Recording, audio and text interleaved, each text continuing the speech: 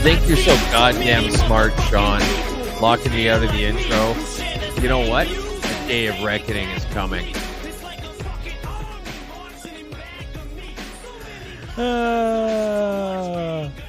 Mashup 52. I feel like it's going to be an interesting week. I could be wrong. I mean, 52 episodes, which means, we passed our year mark when we started this thing, but, 52 is marks a year a calendar of content. year. Yeah, that's right. Yep. That's right. So, welcome aboard, Twos. I tell you what, I'm having fun every day on this side. And of course, Mashup 52 brought to you by GardenGirl.ca. That's Ariel out of Regina, Saskatchewan. We're going to get to a whole lot of Saskatchewan and Regina a little later on in the mashup. Her little business won a Regina Chamber of Commerce award a couple weeks ago, I guess now. I was going to say this past week, for new business venture presented to a biz that has expanded into new areas or developed new products or services. She started out in her garage. In 5 years, she's grown to all-year-round shop, a greenhouse garden center with trees, shrubs, perennials, seeds across Canada. And if you go in the show notes, you can get 15% off if you use the discount code MASHUP. And how great is that? Like, the timing's perfect. I don't know about you, but I've been working in the yard, clearing up all kinds of debris and whatnot that's fallen. And then I had the whole place sparkling. You practically had to take your shoes off to walk on the grass. And then my neighbor's got this giant pine tree, and there was this huge windstorm, and now there's pine cones everywhere. And you're just like, I get to start all over again. But the garden's going to be going right here in a week or two, as soon as we get rid of the frost at night.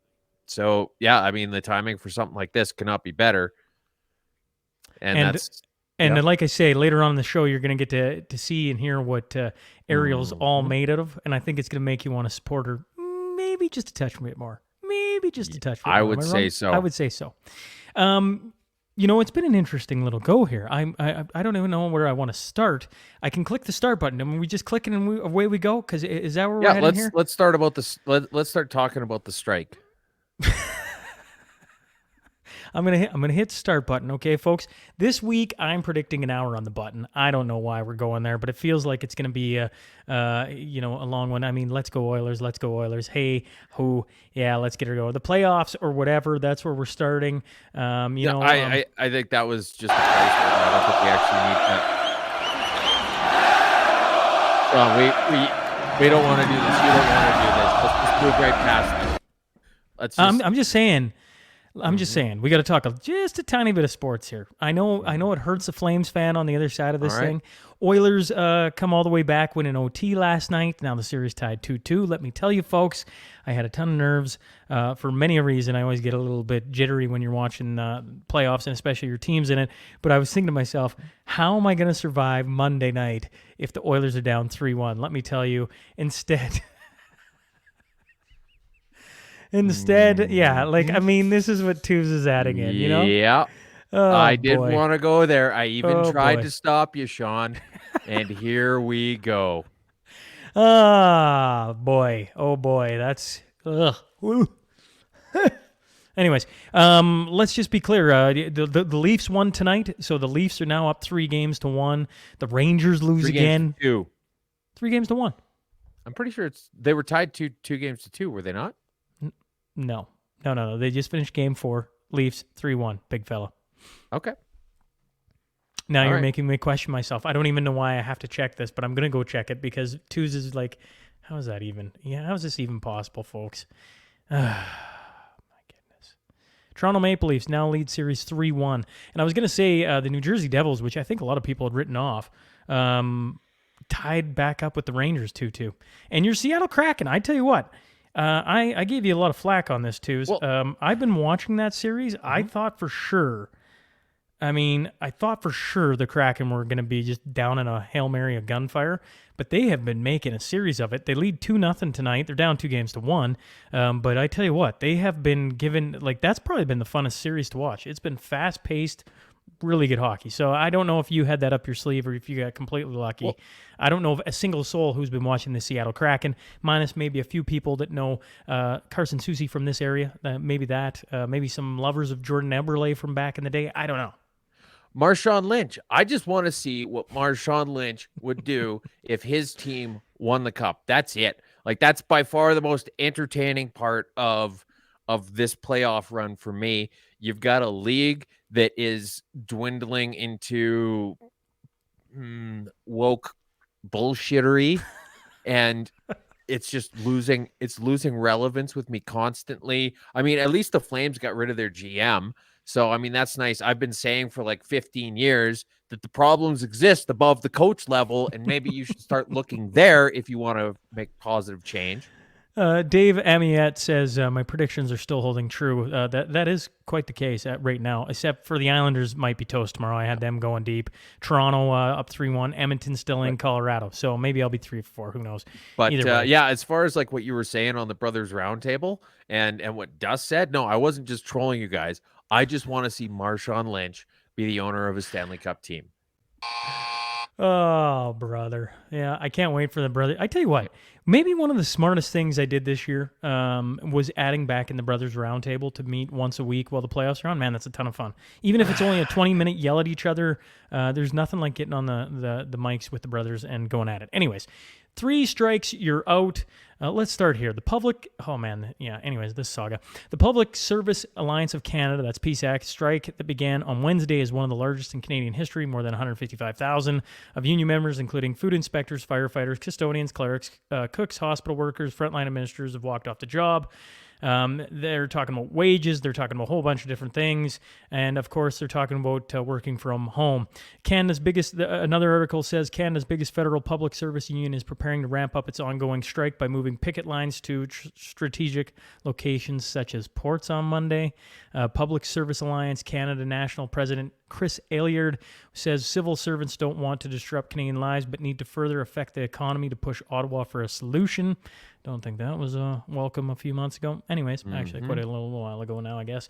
He says means go beyond office buildings where public service work to include locations he says will have more impact on the government. Another article wrote Canadians are being urged not to apply for a new passport or renew an old one as a major federal workers strike, which shows no sign of ending, severely disrupts service across Canada. As opposed to the status quo. Another article said the striking workers seemed genuinely surprised that other working Canadians not only didn't sympathize with their outrageous demands, but were downright hostile. It's a mark of just what an unreal world civil servants occupy, that they believe themselves to be overworked, underpaid, and underappreciated.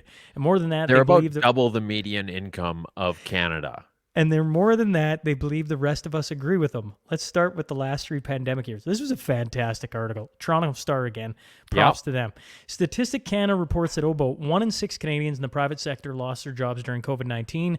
How many of the poor, precious, dear workers for the federal government lost their jobs due to the pandemic? None. Not only according to the Canadian Taxpayer Federation, 312,000 federal employees received at least one pay raise during the pandemic. That's 90% of full-time federal employees. On top of that, nearly 9% of federal executives received bonuses averaging $17,000 a year. Compensation for an average federal civil servant pay, benefits, pension contributing went from $117 a year to $125 a year over the past 3 years. Apologies, and now they are striking for up to 10% more a year for the next 3 years. I can keep going on and on and on. They want premium wages after 4 p.m. They want the ability to work from home continually. Which is great when you're working at a passport office, for example, right? Do the guys who clean the roads want to be able to work from home? Be like, guys, I've done my driveway like 20 times. What more do you want from me? Right? They actually want to get meal allowance when they're working overtime from home. Yeah, Work from home and get meal allowance at the same time. They want a laid off employees education fund of up to $17,000, which, hey, you know what? Why not? Why even stop there? Let's make it $170,000 for everybody that the government ever lays off, which is zero. Right? Like, I don't even know why they're wasting their time asking for this. The union is called PSAC, and they are literally a whole bunch of PSACs. And their logo is 2 gears grinding together, and it totally grinds my gears. That one I love. This is them out in solidarity.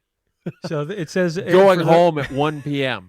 Which, I love It says, I love the demonstration of federal employee work ethic today. 11 a.m., a good crowd, but by 1 p.m., it's go picket from home. Am I right? And as you can see on the left-hand side, there's, I don't know, lots of people, I guess. And then if I scroll over to the right-hand picture, there's nobody there anymore, like Yep. 10 They people also in the took the picture. weekend off. Yeah. So, I mean, they can't even be bothered to work what we would classically call banker's hours. All these country music songs that talk about how tough a 40-hour week is. And I don't know if they're written for our Canadian civil servants, but like, could you imagine how scary that would be? I think they work a standard 35-hour week right now. There's plenty of people I know that work double that, at least. Some even triple. Oh, man. Let's move on, shall we? And Yup. before we get there, here's Dallin Termat. I hope I'm saying that right. Good to see you guys watching from Yorkton, Saskatchewan. So shout out to Yorkton. And Yeah. here's what we got. We got Volkswagen, a liberal plant. Canada has agreed to provide up to $13 billion in subsidies and $700 million grant to lure Volkswagen AG into building its North American battery plant in the country. A government source said on Thursday the new Volkswagen battery plant in Canada will have a maximum capacity of 90 gigawatt hours, enough to provide batteries for more than a million cars annually. They reported. I'm going to here, if I can pull it up here. We got a couple different tweets too that I think add to the conversation. You got Holly Doan first from Blacklock's reporter, who said Minister Francois Philippe Champagne confirms $13.8 billion to Volkswagen to build a battery factory in Ontario. Subsidy is nearly triple average annual cost of all federal aid for all corporations nationwide. So that's Blacklock's chiming in. And then you have Volkswagen's massive electric vehicle battery plant is a strong vote of confidence in St. Thomas, and in all Canada, it's going to create up to 3,000 direct jobs, up to 30,000 indirect jobs, and provide millions upon millions of batteries to power Canada's auto industry. That was Justin Trudeau in two different spots. Mm-hmm.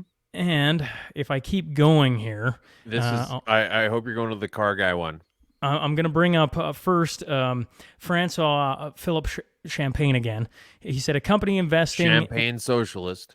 $7 billion to build the largest manufacturing plant in Canada is a solid business case. Creating 3,000 direct jobs and 30,000 indirect jobs is a solid business case. Generating about $200 billion in value is a solid business case. Shall I continue? And then the car guy said, I think you may have forgotten the cost part of the cost benefit equation. He said Volkswagen will invest $7 billion in the battery plant in Canada. Canada will provide $700 million in initial capital, investment of $13 billion production subsidies over 10 years. It will create 3,000 jobs and up to 30,000 downstream jobs. The average wage, or it'll be $415,000 per job, 346 from every single Canadian. He continues, if every job created has an average salary of $100K, the federal tax collection for the subsidy break per job is 28 years.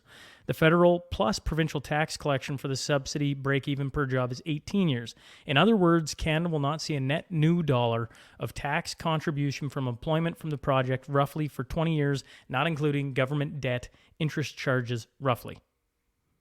So pretty much double that. And this is perfect. That's the thing, is they always say, oh yeah, it's going to create all these jobs. And anytime something creates jobs, it's worth it. But there's so many times that you're just better off, mathematically speaking, if you were to just hand out random fat stacks of cash to people who would have had the jobs and just cut out all the bureaucracy involved. It's crazy. This is like the Green Line at some point, like 5-6 years ago. I remember doing the math on it and said you could buy every Green Line's the C train extension in Calgary that was going to go into the southeast. I think it's still on, and the cost of ballooned since. But at the time, the city of Calgary could have just bought new Teslas for every family remotely along that line and just been done with it. And it would have been far simpler. And this just, it never ends. One more thing though, the Sure. the up to 30,000 downstream jobs, it's just this math of easy repetition because they say, okay, well, you know what? The economy is going to get better. So there's going to be more people buying food and more people going to malls and more people doing this and that. And that's going to create a few jobs. And then those jobs are going to create more jobs. And then those jobs are going to create even more jobs. And it just ends in this infinite loop. And so, like, you could easily, if you wanted to have some fun with the numbers, say that those 3,000 jobs are going to create, I don't know, somewhere around 8 billion jobs. 8 billion. More people than we have on the planet, let alone Canada, let alone the amount of people working in Canada, because that's how shitty those numbers are when you're trying to come up with how many people are going to be working in the downstream net effects of these jobs. And Eileen Clark chiming in saying, "What did you expect from a drama teacher? He wouldn't know a cost benefit analysis if it bit him in the ass." We don't really have to go out of our way to bleep out the swears on the show, Eileen. This Bud's not for you. Bud Light, one of the largest and most popular beer brands, former most popular in the United States, announced today that they will be deleting all images and references to controversial figure Dylan Mulvaney from the social media account. I didn't believe this when I saw this. I got to be honest. When I first read this, I was like, wow. Okay. Anyways. There was rumors of it when we talked about it last week, but I time. couldn't find anything substantiating that this was going to be happening. Although, I mean, when a company loses what, 5 billion in market cap or whatever it was, don't quote me on the number, but it's in last week if you want to go look it up. If you cost your company $5 billion in a day, there's probably going to be some very interested people in trying to rectify it. Well, April 1's when it got released, I believe. I know that's no April Fool's joke. I think that's what I read. It's April 1st. It was April 1st. And so, yeah, now 3 weeks later, you've got this huge fallout where they're just completely dissociating themselves as though the internet isn't forever. And then the exec in charge of this, the big fancy big brain suit who came up with this brilliant idea, is now spending more time with her family or however they want to put it, right? Yes. Leave of absence. That's what it was. Yeah. It said a spokesman for Bud Light. The spokesman for Bud Light confirmed the move, stating, "In light of recent events and to maintain the integrity of our brand, we've decided to remove all images and mentions of Dylan Mulvaney from our social media platforms. We wish to distance ourselves from any negative associations and ensure that our brand remains focused on delivering high-quality products and experiences to our customers." That's quoted from a Bud Light executive. Hey, you know what? Good for them. If they want to start offering high quality products, I say it's about damn time.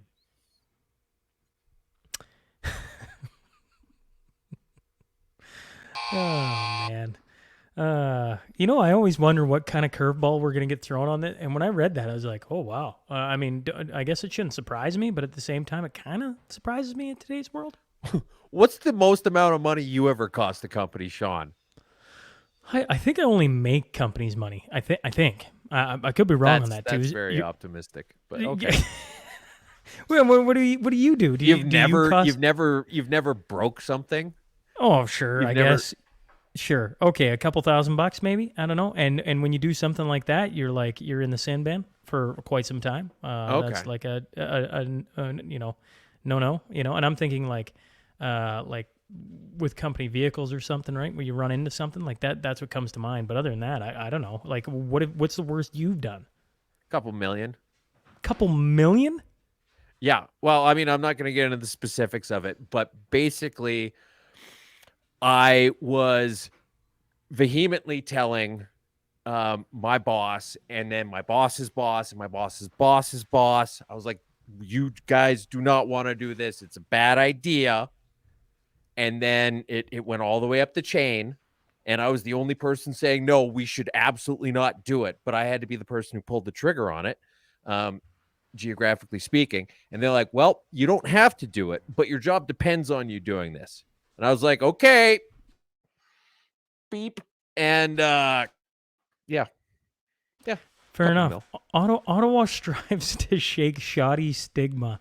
The city first off, are we applying for this job? I just got to know. Are you like, should we apply for this? I feel like this. I think that I would be such a bad choice for this. I don't even know. I'm so out of the loop when it comes to bars and clubs Okay, and well, stuff yeah, nowadays. let me read And it off so people can chime in. The city of Ottawa will be creating the position of night mayor, as part of a new strategy to grow and develop capital's nightlife economy and shake off the image as the town that fun forgot. I didn't realize that. Anyways, the proposed new we've Ottawa talked night. about this on the mashup several Yeah, times. There's articles that come up like this on a fairly regular basis. I realize, but a nightmare. Hey, Lloyd Mister, if you're listening, a nightmare. Hey, like, wouldn't Well, that be I something? mean, well, Ottawa, more or less, for anybody who ever wants to go there, basically is a nightmare. So it stands to reason that they would want a nightmare. You know, it's funny. Like I've read the entire article. Okay, so and I know that's a news flash for twos. Normally that doesn't happen, right? But anyways, you scroll down and like I'm trying to figure out what they're talking about, and it's like it doesn't seem like it's like, oh, we're going to implement all these different things. It's all about like researching, blah blah blah blah. It says phase 2 of the Ottawa Nightlife Economy Action Plan to be implemented between 2024 and 2026 will be led by the new nightlife commissioner. So not only is there a mayor, but now there's going to be a nightlife commissioner. The recommendations include establishing a nightlife ambassador council. So it's just adding more and more positions to this thing. And I'm like, this is what perfect. are they Like this doing? is the ultimate Ottawa answer, where they're like, nobody likes our city because we're all a bunch of bureaucratic fuddy-duddies. What can we possibly do to change this perception? Well, what if we hired a committee, had a mayor, a A commissioner, mayor, and a a committee? commissioner, We and a did a bunch committee. of studies on it, and maybe just spend a couple of So years they by 22 analyzing it. Let's get the missing and murdered Indigenous women inquiry people here on this, and they can wonder why our nightlife is dead in the water. Like this is the classic Ottawa solution to an Ottawa problem.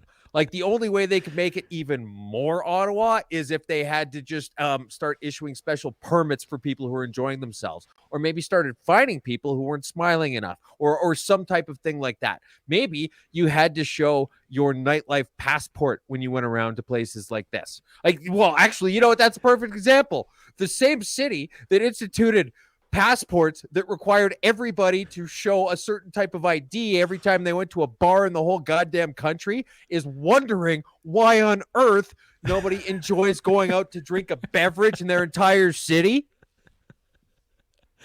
Should I add in the TikTok about the police officer and the scooters? Should we bring that up as well, or do you even care? So yeah, that's Toronto, but All right. basically In a TikTok posted yeah. Sunday by Toronto's Police Traffic Services, Constable Sean Shapiro said that an e-scooter that travels faster than 24 kilometers an hour would be considered a motorcycle.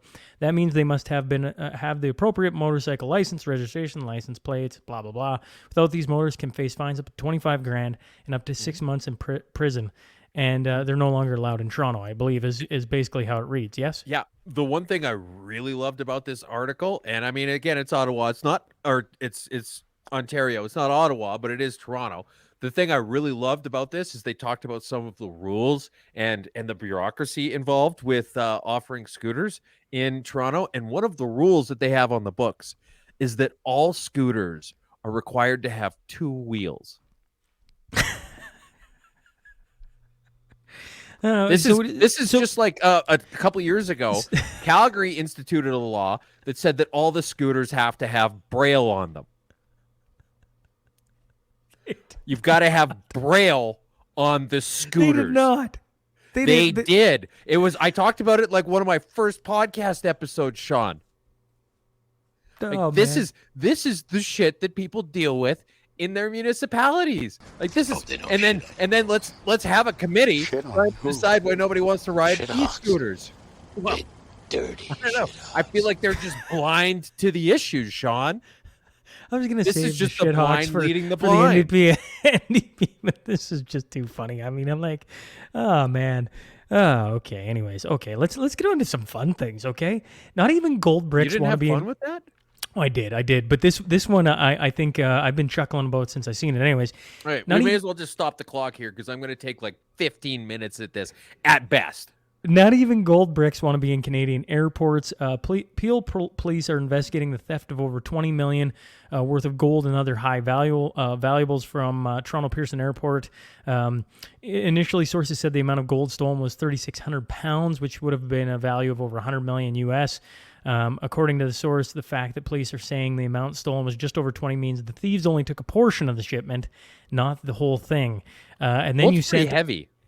and then you sent like a great article breaking down some of the greatest thefts in Canadian history. Do I get to rattle off a couple of those too? Yes, all of Okay. them. Okay. Well, I picked three. First, the Great Maple Syrup heist. I Mhm. never heard of this, but this is, I think, quite brilliant. One of the largest infamous thefts in Those are Canada's the recent. sticky bandits. Canada's recent history involved 9,500 barrels worth of maple syrup that was stolen from a warehouse in Quebec between 2011 and 2012. Barrels containing about $18 million worth of syrup belonging to the Federation of Quebec Maple Syrup Producers were found completely drained. Okay, so that was one. Golf cart theft is number two. Last year, 44 golf carts were stolen from a golf course in Lincoln, Ontario. Police believe the thieves drove the carts 2 kilometers across the course, cut a fence, continued to a vineyard service road where a transport vehicle picked them up, and the loss amounted to $440,000. And then the butter theft, I thought was just creative as all get up as well. On Christmas 2021, 2 truckloads of butter worth estimated $200,000 were stolen from a trucking facility in Trenton, Ontario, according to So like police. 4 pounds of butter. With Hey, today's dairy inflation, cartel. yes, the old dairy cartel. Yeah, we're gonna get a text at 4 in the morning, like, that's at least 8 sticks of butter, you jerks. Oh, I mean, we talked about in one of the early Mashup episodes, we talked about that photo of Winston Churchill. Yeah, And the then, Winston and how yep, they haven't found, right? They have not yep. caught that person. No, and well, I mean, they know who Winston Churchill is, but they didn't Of know who. course.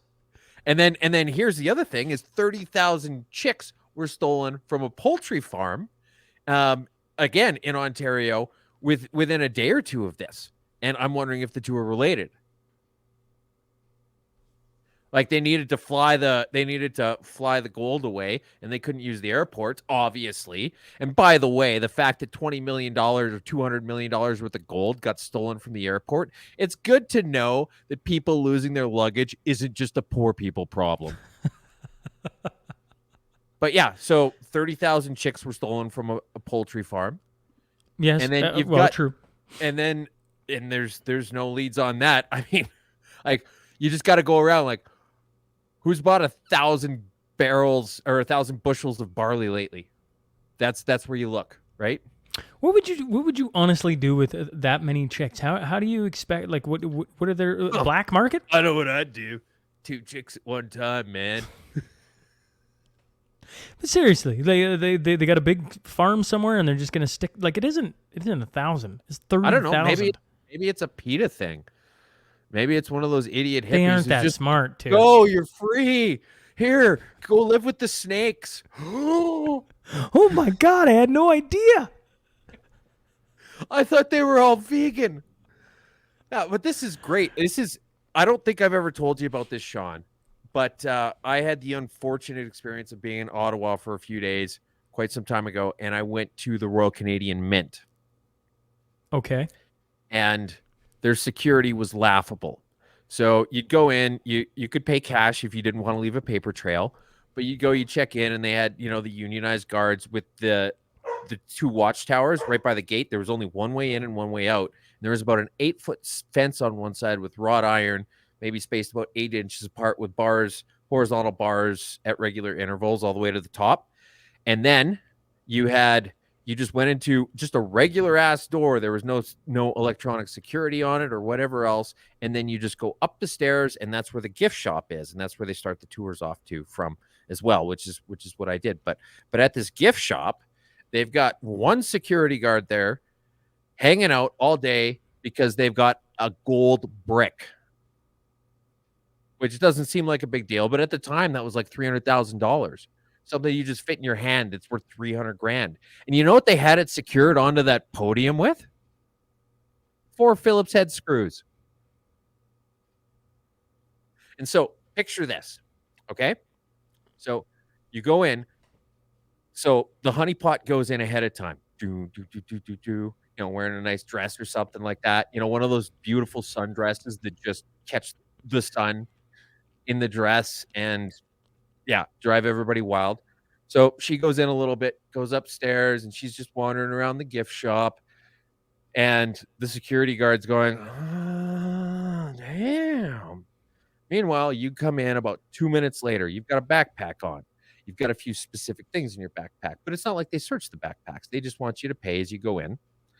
As soon as you walk past, there's no windows on the side of the guard booths that you walk past, and there's no cameras looking right at the doors. So you grab a doorstop and you put them against the door on each side that open outward so that nobody can get out.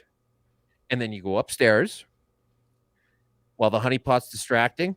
Phillips head screwdriver underneath. You grab it. You run out the door. Smoke bomb. Not that you need it, but just as a matter of principle. If you're going to pull off a heist, you got to have a smoke bomb. You book it down the stairs.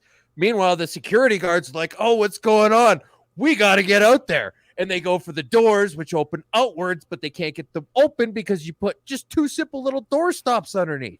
And then you've got a foothold hanging on a hook that as you get to the bottom, you telescope it out, you hang it onto the grate of the fence, you lob the gold brick over into a waiting convertible with its top down, because if you're going to do a heist, you may as well do it in style. And having the top down gives you a larger window to throw the gold brick into. You've got your getaway driver, and he's blasting something awesome from the Italian Job soundtrack. You take one little step up. It gives you enough height to get over the fence. You hop down. You get in the car. You go around the corner. You switch to some boring-ass delivery van. You pull on some coveys, and you just kind of gradually make your way out and drive back to Western Canada. Whereupon you put it in the mail and send it to Justin Trudeau himself and say, you are a goddamn idiot.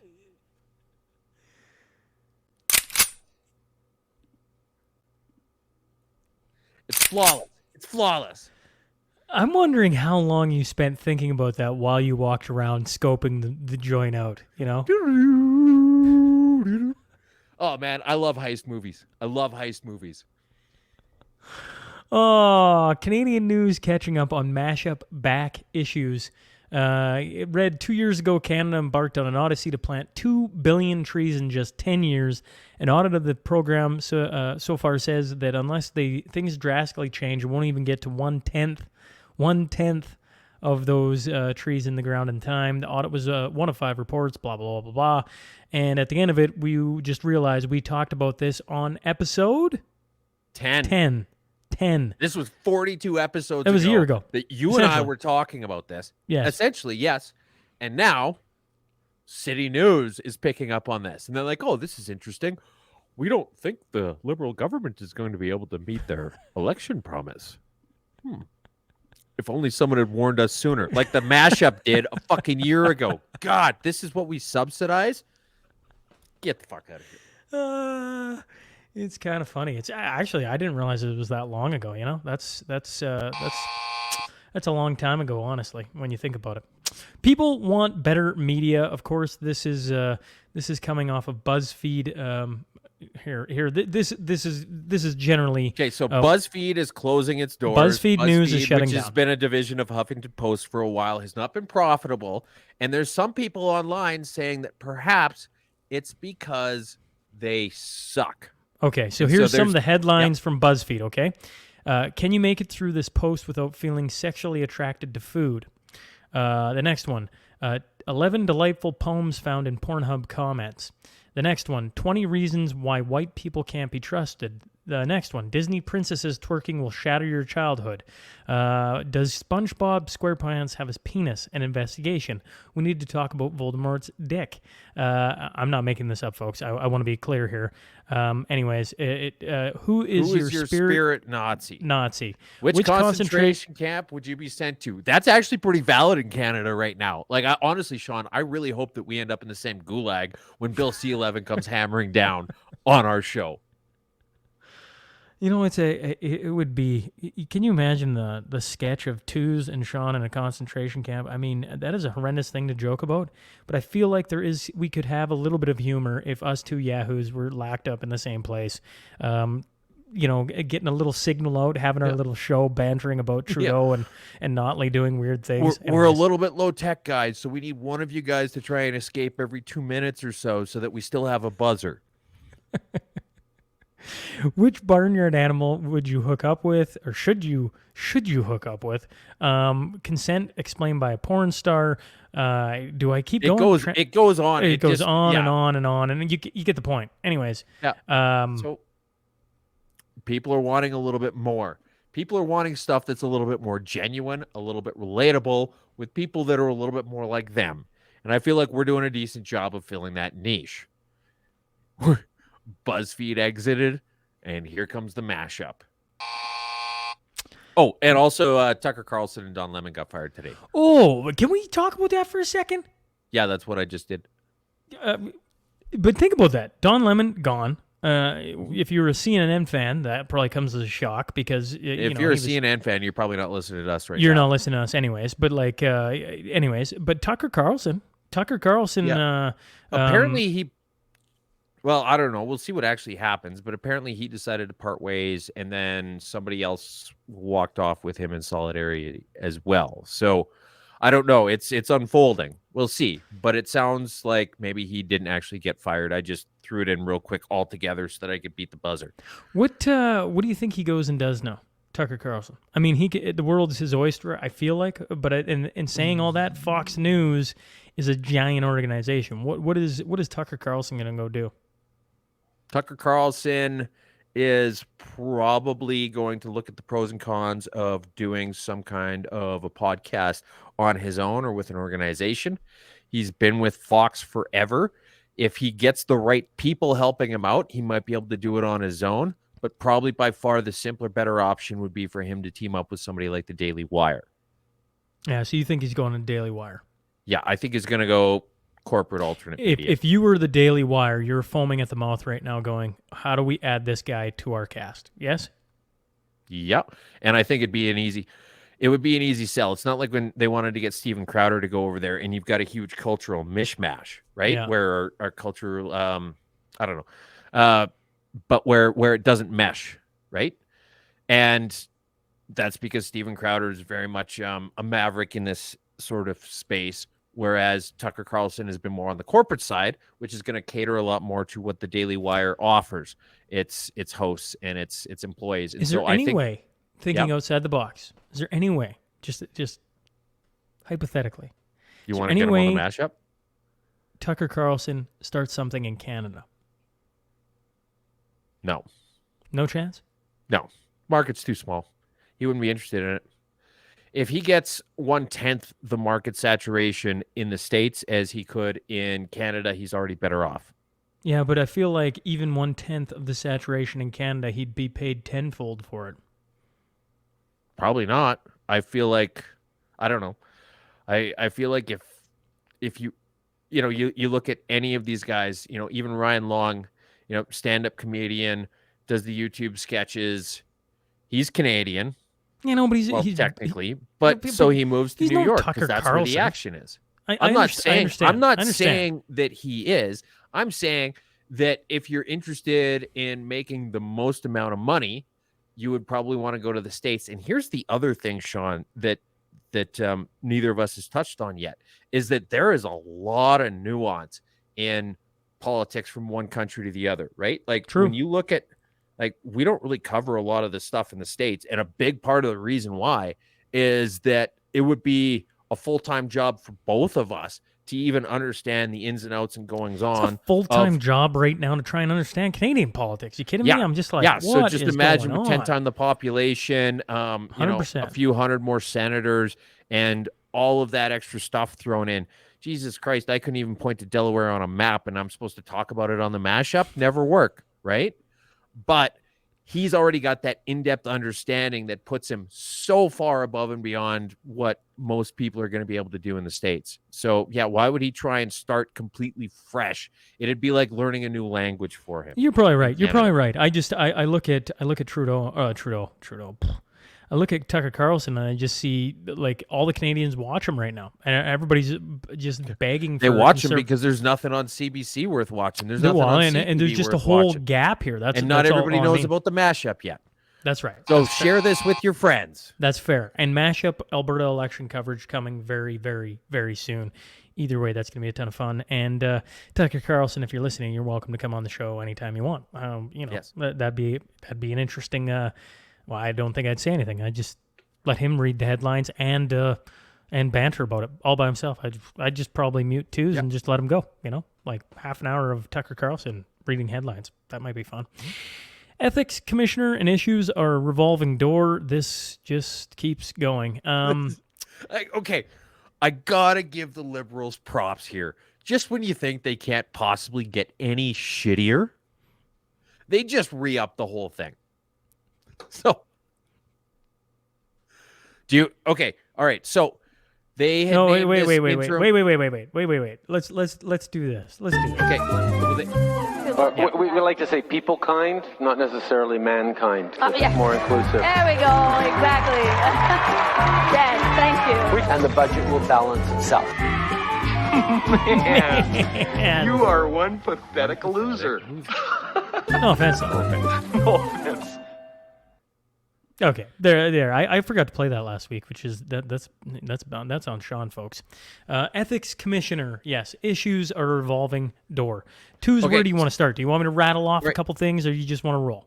I just want to roll with just the twos breakdown on this. Okay, so the ethics commissioner had decided to quit to spend more time with his family, which is code for I can't deal with this shit show anymore. He'd repeatedly said that he recommended that all Liberal ministers take conflict of interest training. This guy is probably the only hardworking man in the entire city of Ottawa, and he's probably got backlogs of years of this shit.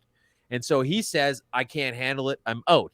And then the new Liberal budget comes out, and the only thing that they thought worth cutting any money on was the salary for the ethics commissioner in the whole budget. And so then they name, what was her Richard. Name, yes. Anyways, Martine Richard. Martine Richard gets named, and if you don't know who that is, she is the sister-in-law of Dominic LeBlanc, who is the Liberal minister who found guilty, one of the Liberal ministers who was found guilty of violating the conflict of interest laws a few years ago. And so we were all up in arms like, this is bullshit. Like, how can they possibly do this? Is there nobody in Ottawa that isn't fucking cousins here? But they name her anyway. And you're like, okay, well, let's see what happens. She gets one thing on her plate, and that's Trudeau goes on a vacation to some resort owned by a Trudeau Foundation donor, and they don't want to touch this thing with a 10-foot pole. And so this brand new interim ethics commissioner says, you know what? I don't want to get involved with any of this either. I'm out. And then the Liberals say, oh, shucks. If there's no ethics commissioner right now, nothing can be investigated. Nobody can investigate us. Huh. It's rather clever. I mean, every time that you think Trudeau is an absolute schmuck, yeah, he won the upset. He'll just go around and surprise you like that. Yeah. Where he'll just be like, well, what if we, just threw a bunch of drink box water bottles sort of ethics violations at it until everybody quits and nobody wants to work there. And then we'll just plant a Manchurian candidate who's there for 2 fucking weeks so she can bail and leave the whole place high and dry so that nothing can get decided upon. And then people are like, holy shit, Justin, what were in those mushrooms? This is what Dion had to say. Dion was the former ethics commissioner. He found 5 senior Liberals in violation of ethics laws during his time, including Trudeau, LeBlanc, Minister of Small Business Mary Ng, former Finance Minister Bill Morneau, Parliamentary Secretary Greg Fergus. In an interview during his last week in office, he basically lambasted the government for failing to take ethics seriously.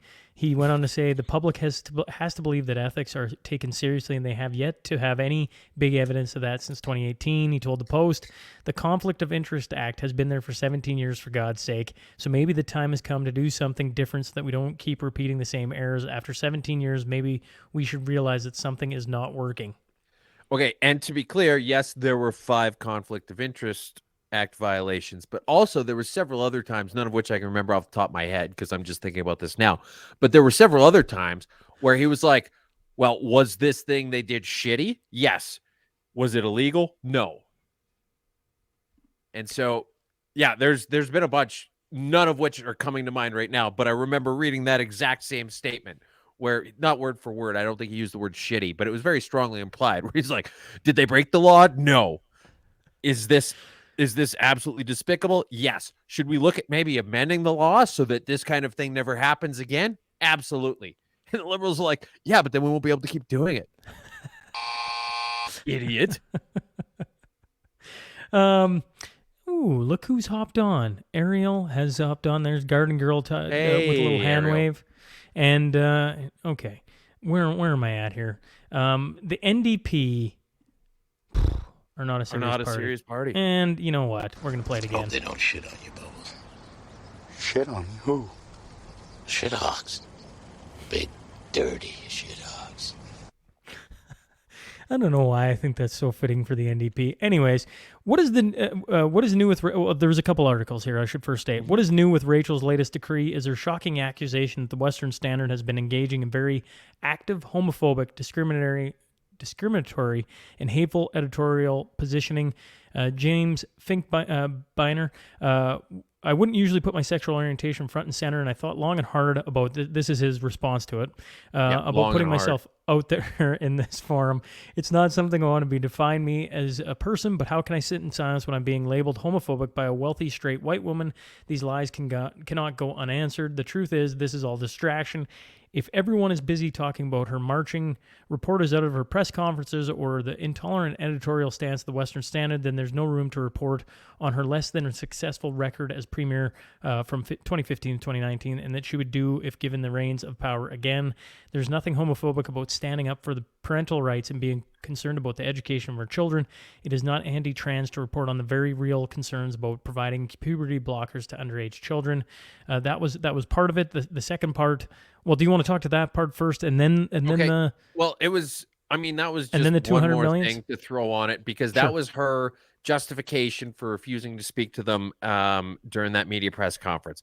So she releases this press conference, and ahead of time, she's just doing all this grandstanding on Twitter about how Daniel Smith is scared of the media, and I'm not, and I'll answer everybody's questions. And Shaun, can we just show that video? I get the fact that it's going to take up a couple minutes, but can we show that video? Yes, we can, but you gotta give me a moment. I didn't have the video pulled up too. So anyway, in addition to this video, so she wouldn't take questions from the Western Standard at this very same press conference she held right after saying everybody who wants to ask me questions can ask questions.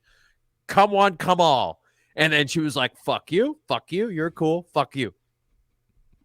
She had Kean Bexley kicked out, even though he had accreditation with him, because she didn't want to hear it. She didn't actually give a reason for having him kicked out, aside from the fact that she knew that he was going to answer he was going to ask some very hard-hitting questions. And let's face it, like if you're a left-wing politician, you're not used to getting hard-hitting questions thrown at you. There's no sound. Yeah, of there course you there's go. No sound. Give me a sec here. Saying that you would take questions and follow-up questions.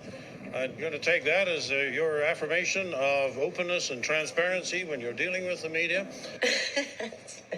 Why has your party cut us off from receiving the NDP press releases and media advisories? Something's fishy, Alfred. As much as we have in the past taken questions from your bosses, your institution, we will not be answering questions. What? I thought you said... Happy to take any questions from the media and any follow-up questions. That doesn't make sense! Oh, wait, there's one more. With all due respect, it's really not for politicians to say that we will talk to this people and not to those people, because are we not all fighting the same election, and are we not all in good standing with both the national and the provincial party? Your Saskatchewan wing of the NDP fields all our questions and sends us their advisories. Okay, that's basically a British way to say So I'm fuck happy you. to take other questions from folks. You see minutes earlier. Thank you very much, and I want to make it very clear that I'm happy to take any questions from the media and any follow-up questions. Rachel? Rachel? Rachel, what are you doing? How appropriate do you think it is, whether it's the Premier or yourself and your party, to choose which journalists can take questions? Well, you know, as I've said before, and I said earlier today, clear that I'm happy to take any questions from the media. That was a test. I was testing you. They're not going to entertain your questions. So They're not going to entertain my questions. Right. So it's as plain as that. That's the NDP position. That's right. So, I mean, the Premier took questions from me. So did the Mayor of Calgary. I mean, whatever they do is their bailiwick, right? What just happened? Did they do that? Happy to take any questions from the media. I love how when they slowed it down at the end, she sounds absolutely fucking wasted. I forget how good that video is. If you've never seen that video, well, welcome to somebody on Twitter was fantastic. That's probably the best thing I've seen on Twitter that hasn't come from Elon Musk in months. And so, yeah. Oh, Susan Valiant, here you go. Sure, twos, leave Yak Stack to show your face on Sean's show. Jeez, LOL. Also my show. That's so, right. You know, it's called the Tuesday Mashup. Anyways, what are you going to do? Of course, Yak Stack, friend of the show, was having a little town hall tonight, and it just, bumped into the show here. So, yeah, he's here. He's there. I He's stayed everywhere. for as long as I could. Yeah. But yeah, and then you had Janice Irwin, who's standing in solidarity with all the PSAC workers, which is a very out of touch thing to do. And yes, it's catering to their Edmonton base, but they're not going to be winning any votes outside Edmonton with her promoting her solidarity with the union. But they have to, because they're a division of the federal party, right? And if the NDP is, if they can be relied on doing one thing consistently, aside from screwing up, it's that no matter what the position is, if a union has it, they support it. And no matter what the union wants, the answer is always more money or more benefits or more. It's never like, oh, well, you know what? This union, we've seen that it's been a tough few years for Canada, and we really want to help bring in some institutional change so that we can make things more efficient, so that we can give better value, right? It's never anything like that. The union never wants to make the institution they work for better. They never want to. Corey Morgan was tweeting about how they still use fax machines, and that's true. Like, I remember a couple years ago, I had to deal with a little bit of back and forth in tax season, and I was phoning my boss, and I was like, "Do we have a fax machine?" And he's like, "Why?" I was like, "Well, I got this Revenue Canada bullshit I got to deal with." And he's like, "I don't know. Like, the head office in Calgary might have one. I don't know. And I'm like, "Well, is there a fax number on your card?" He's like, "No." And so, like, it was just, and the only people who have fax machines now are Revenue Canada. And you'd think, like, if nothing else, they would at least have the decency to set up some, like, fax payphones in, outside 7-Eleven or something like that, so that they had some way for other people to communicate with them. Because the way it stands right now, the only people who can send and receive faxes at all is Revenue Canada. Sean, do you have any idea how worthless the last fax machine in the world is? That's our government in a nutshell. They are the last fax machine in the world. Like, come on, anybody? Can we talk about this? The other part of the NDP, and I'm going to remove that so people can see about the NDP. Alberta's opposition NDP promising up to $200 million to create a post-secondary campus in downtown Calgary if it wins an upcoming election. Leader Rachel Notley says the money will go towards creating a permanent downtown campus to bring business, students, and researchers together for collaboration and to support economic diversification. And then, of course, if you're watching, you can see the map of downtown Calgary, where it shows University of Calgary downtown, University of Lethbridge Calgary, Bow Valley College, University of Alberta Calgary, all downtown. Yeah. Smith, which is the business school for what's that one in Kingston? Queens. They've got a downtown campus. There's already all these downtown campuses. I did 2 diplomas a long time ago in the U of C downtown campus, and it's mostly empty. Basically, anybody who wants office space can get office space at the downtown Calgary campus, and where they have all the classrooms set up on the upper floors, they're never at capacity, and there's always plenty of room to just do whatever homework and stuff you needed to. It was super handy because you had nothing but space all around you. You didn't even need to worry about getting like breakout rooms or anything like that. You could just go use one of the damn classrooms. And so even the existing facilities aren't being used at capacity, but still, and even though like that's just one of them amongst like a half dozen, 8 of them maybe, right? And out of all of those, she's like, we're going to create a downtown campus. This is the same thing as the Fort Mac Highway. It already exists. This is the Cloverleaf that we were talking about a week or 2 ago. It's already there. And she's got an election promise that she's going to create a downtown campus. And she can't even if you looked at the top of that screen, all you searched was downtown campus Calgary. And that's all you had to do. And those are the results that showed up. Boy, oh boy, oh boy. Cup fee regulations half empty. Vancouver's wildly unpopular 25-cent single-use cup fee will no longer be in effect starting May 1st. Vancouver's the change comes after Vancouver Mayor Ken Sim publicly announced his party's intention to repeal the fee earlier this year, and City Council then voted to amend the bylaw, which was implemented in January last year and known to be the first in North America to target single-use cups, has been met with criticism from both consumers and the restaurant industry, largely for its failure to incentivize consumers to go green. The mandatory fee, in addition to a bag fee, which can see Vancouverites pay upwards of an extra 50 cents for a McDonald's drive-through bag. And it kind of just carries on and on and on and on. Yeah. Basically, they tried to institute a, kind of like a carbon tax, but on cups. And nobody listened, and all it did was just make things needlessly more expensive, and it was wildly unsuccessful. It didn't decrease consumption, and now they're scrapping it after a few years. I wonder if there's any lessons to be learned here. Yeah, and it's funny because the article talked about how the money that was raised from it went back to the business. So one of the businesses says, it brought in like 6,000, the cup fee brought in about $6,000 over the course of the year. But then he talked about but the problem is like the cost of everything and the fact that we couldn't be at full capacity and all these different things. We lost money. The $6,000 didn't cover what we lost by just allowing business to do what it does. And if you've already got a 50-cent built-in cost and all the revenue goes back to you anyway. So let's say your cup of idiot Frappuccino bullshit is $5 at Starbucks or whatever. Okay. Well, we're going to put in a law that says you have to charge 50 cents for a cup. You say, okay, perfect. That same idiot Frappuccino is now $4.50.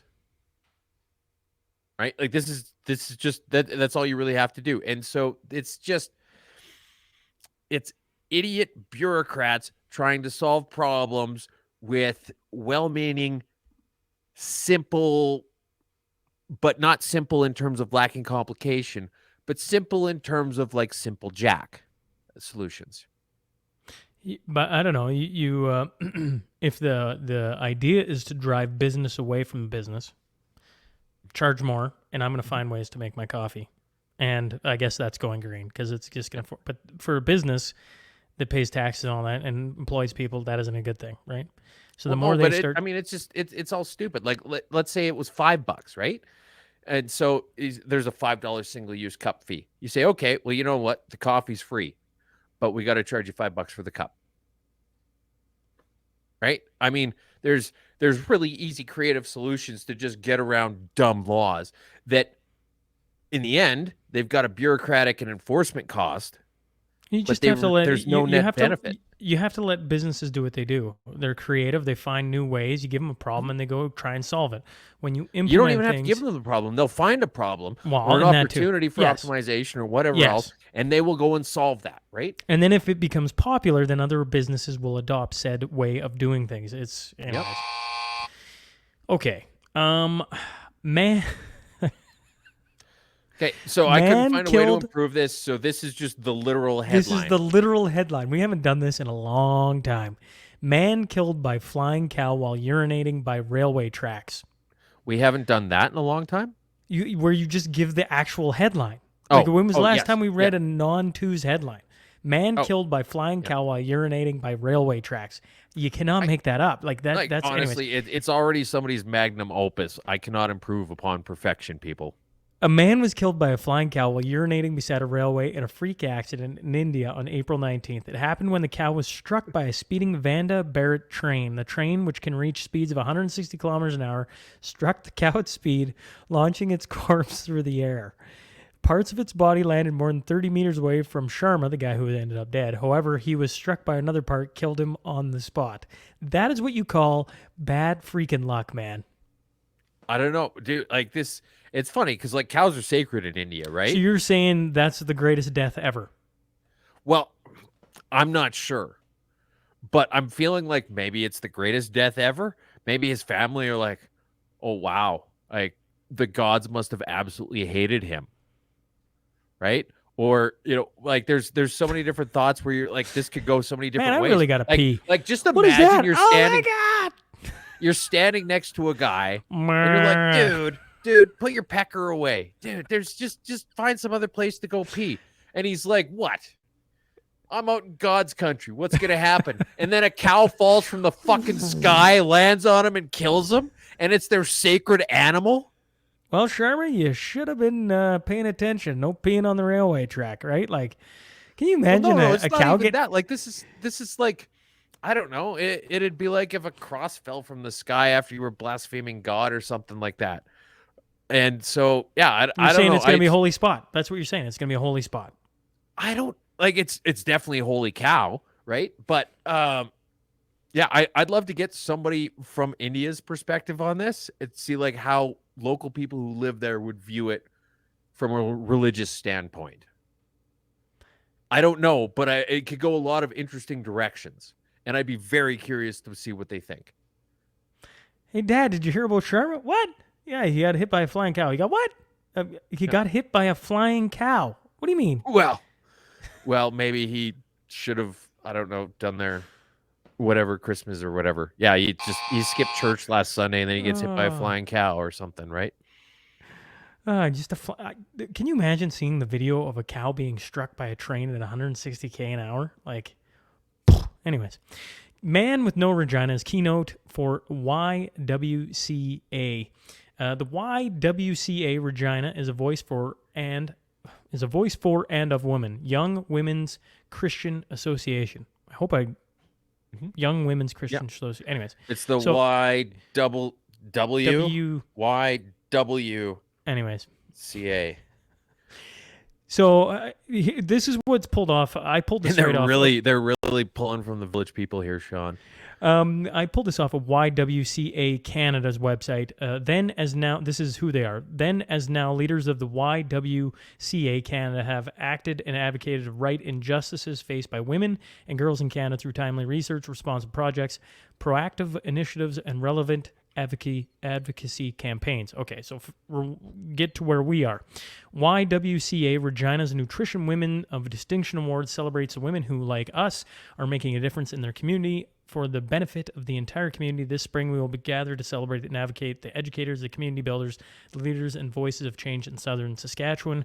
And that enters Faye Johnston, who is Ottawa's Faye Johnston, is featured on International Women's Day chocolate bars. She's going to be speaking at the YWCA Regina. Man, that is just a mouthful. Anyways, on an Ottawa-based transgender rights advocate says she's not going anywhere after facing a barrage of online harassment for a role in Hershey Canada campaign for International Women's Day. She's a 27-year-old trans woman was one of 5 featured on a limited edition chocolate bar. After learning about Johnston's involvement, some social media users personally attacked her. Blah blah blah blah blah. You get the point.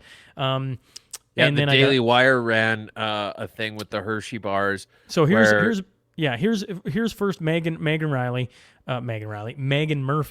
who's been on the podcast. She says, "Are you high?"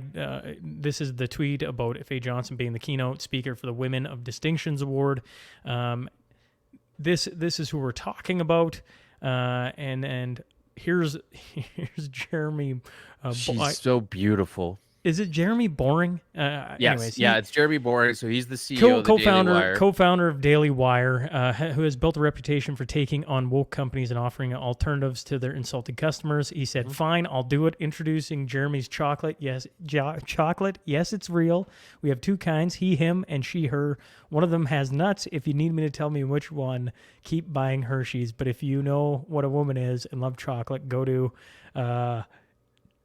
Yeah, and this was great because they turned it around. So Hershey's, and then so they had the chocolate bar that said Hershey because pronouns, and they released it like a day or two before International Women's Day. And so then the Daily Wire turned this around like in about 48 hours. They had a whole production run of designed and marketed chocolate bars directly in responding to this Faye Johnstone dude who's now grown his hair out and is now deserving of accolades. There, what we're gonna do is, apologize. I'm gonna pull this up here in a quick hot second so that people can see what the heck we're talking about too. So I'll rewind it here. We'll pull it up on the screen. That way they can get a feel of what we're here. This is what he pulled off in what Tooze is talking about, a short timeline. And we'll zoom it in just a smidge here so I can. Women's Day is upon us again, and I love an international woman. But our friends over at Hershey's, they don't even know what a woman is. They've hired a biological male to be the spokesperson for their Women's Day campaign. And they're calling that campaign, and I swear I'm not making this up, Hershey. Hershey. It's humiliating. And it's the reason that I'm launching Jeremy's chocolate. We have two kinds. I love the eagle. And he, him. One of them's got nuts. If you need me to tell you which one it is, keep giving your money to Hershey's. But if you're tired of giving your money to woke corporations that hate you, and you're looking for a delicious chocolate bar from a company that actually wants your business, head over to IHateHershey's.com and order Jeremy's chocolate today. See, I love these kinds of responses. I love it when companies do that. Jeremy, I would say, does it the best of them. But whenever somebody pushes back, oh, shoot, I totally lost the bookmark. But there's maybe we can just show it real quick next week. But there was another company that that just pointed out all these female athletes who were just getting second place and getting bumped out of scholarships and losing out to these biological men who have decided that they can't compete against other dudes. And so rather than try and push themselves to be better, they would just step down a couple leagues in terms of physical requirements and then just go ahead and take all this stuff from women. And this is the same thing with this YWCA thing. And then like there's no, as far as I could tell, none of the nominees for this are men. But the fact that they would have this dude as the keynote speaker just speaks volumes. And then here's where Ariel comes in. So this is what Ariel posted. She got a ton of flack for it. Celebrating a man at an event that distinctly celebrates women. YWCA Regina do better. And she's come under a lot of flack for that. And here's the sponsor of the Tuesday mashup. Yeah, so this works out perfect because this is the exact stuff that we're talking about here on a regular basis. And, you know, it's funny because like I wonder sometimes, I'm like, well, I don't know, maybe we're a little bit too much for some people or something like that. Fair enough. But here's somebody who sponsors the show who thinks the same way we do, who thinks probably the same way a lot of you guys do, you people. And I thought it was just really good. Like this is just one more reason why we have this is such a great community that's building up around this. I love it. Well, and I would just push anyone listening to click in the show notes and support Ariel because I mean, like, I go back to it. I don't celebrating a man at an event that distinctly celebrates women. And to me, that's not a controversial statement. That's fairly straightforward, I would say. Well, this is where we're at with this argument, though, too. Is it's like, if you say anything about it, you're attacked vehemently. Billboard Chris is a guy that's been on the show. He's coming back on, and there's a guy that we've talked about on here, right? And like that community that attacks him is like hate, anger, like vehemently opposed to what he's talking about. And if you're I'm gonna try and spit this out again because I mean, like, think about it. Like, you're not allowed to say Young Women's anything. Christian Association. That's what this is. Yeah. Well, I mean, here's the thing. Like, you're not allowed to say anything bad about them. Like, if this dude wears a dress on stage and he gets too close to the front of the stage and someone gets to see up, they're required practically by law at this point to say that stunning and beautiful lady has really nice balls. And apparently that's not even crazy anymore. Eileen Clark says, call me old-fashioned, but if you have a penis, you're not a woman, and no amount of surgery will make you one. I tend to agree. I think we need a little bit more old-fashioned nowadays, and I'm not just talking about the delicious bourbon drink. Anyways, Ariel stands strong, in my opinion. And if you're so inclined, it's pretty, I don't know what the words are, but at the end of the day, she sponsors the show, which is like, don't get me wrong. If we'd fallen on this story, we were going to talk about it anyways. It's just, it aligns, Actually, I had this article sent to me. So, right. Yes, so like it was coming up anyways. And then the fact that Ariel's part of it, I mean, like Garden Girl with a little pizzazz, eh? Like coming in hot and like to me, I'm like, if you're looking for seeds, garden, anything like that, now you know where she stands. And I hope that the Mashup listeners will find a way to support her in what's going on there. And certainly, this seems to be a theme. Me and Twos keep talking about all these strange things going on, and some of them get resolved. Other ones. Well, just keep song and dance just keeps going on. You were talking about this with Vance and how, he thought that I was just a little bit, I don't know, incredulous or, maybe a tiny bit over the top. Like how am I constantly amazed by all this crazy stuff that goes on? And then now that he's, listening every week, he's, well, you know what? There is a lot of crazy stuff going on. And it's not just some hyperbolic stage face. Okay. How about... We've had some interesting stories this week, but how about some happy news? The heist was pretty happy news. We're covering every heist, and any heist that comes up. If you guys hear about a heist, send it to us so that we can cover it because I love them, all of them. Yes, I think heists are fan. Yes, I would agree. Okay, here we go. Your mom goes to college. What twos is going on here? It's from Napoleon Dynamite. Need to restore your faith in humanity. NHL star. Wait a second. What part of Napoleon Dynamite? The older brother with the mustache. Yes. Refresh my memory. I've watched that movie multiple times. I can't remember this. Okay. What do we do? Well, Napoleon says that girl with the sideways ponytail is saving up, like she's doing the wrist bracelet things so that she can go to college. And then he's like, your mom goes to college. Oh, okay. All right. Okay. Anyways, here we go. Tina, come get some ham.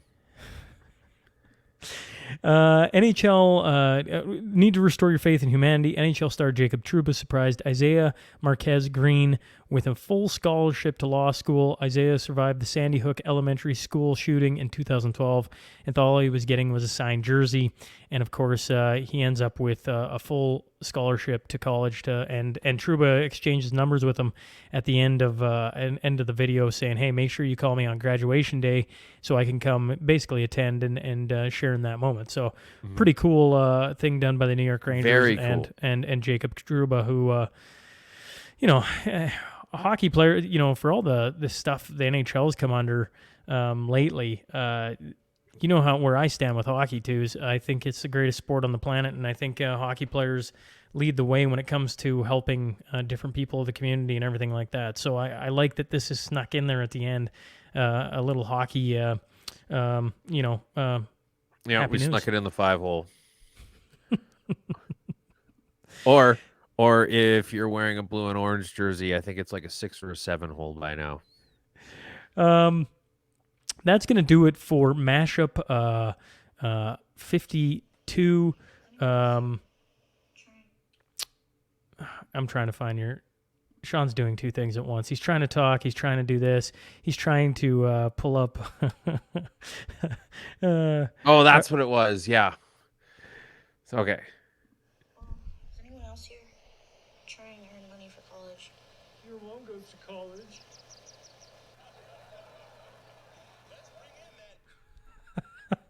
Such a funny little moment. Okay, fair enough.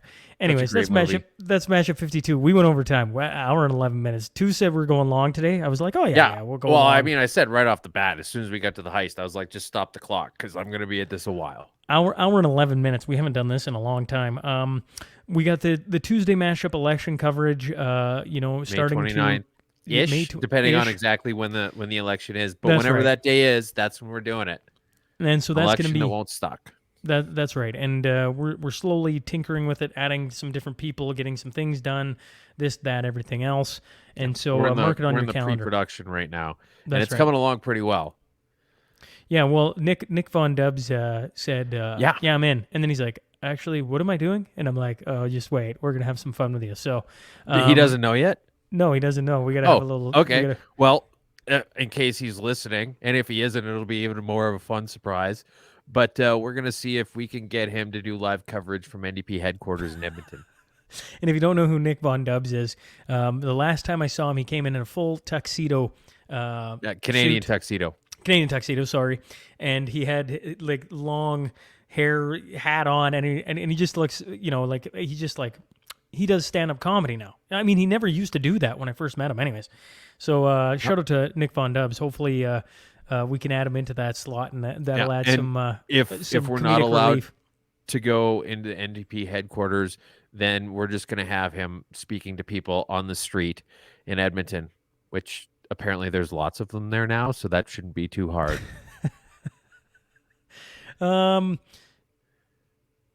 Well, I tell you what, that's going to do it for us here on Mashup 52. 52. Yeah, it's crazy how quickly a year of mashups go by. I know I've been saying that for like the last couple, but 52 marks it officially of a full calendar year.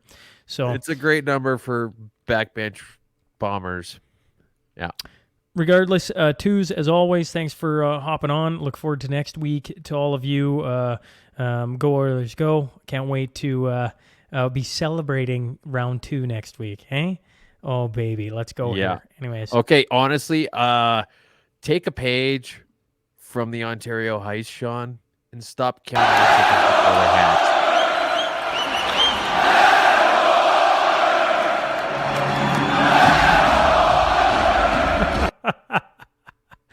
Oh, man. Enjoy golf season, Flames fans. That's all I got for you. See you, buddy.